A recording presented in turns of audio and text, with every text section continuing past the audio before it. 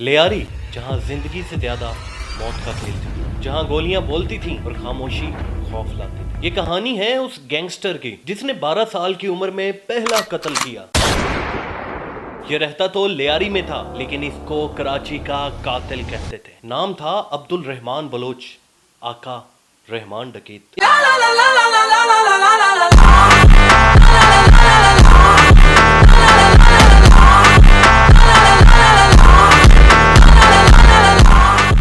इसका असल राइज 2001 के बाद हुआ, जब इसके बाप और चचा के मरने के बाद इसने पीपल्स फंड कमेटी बनाई और लेयारी का कंट्रोल संभाला। जब भी किसी पुलिस वाले का कदम लेयारी की तरफ बढ़ता तो उधर से सिर्फ उसकी लाश मिलती।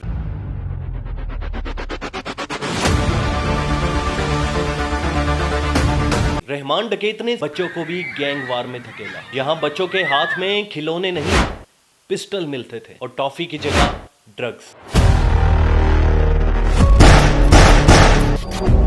रहमान डकैत इतना पावरफुल बन चुका था कि उसको रॉबरी, मर्डर और ड्रग ट्रैफिकिंग और किडनैपिंग का बेताज बादशाह कहा जाता था।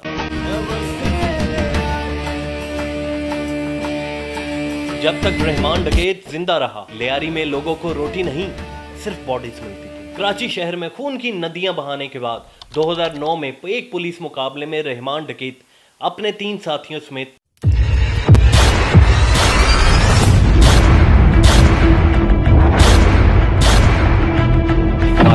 यूं खौफ की अलामत समझा जाने वाला रहमान डकैत अपने अंजाम को पहुंचा।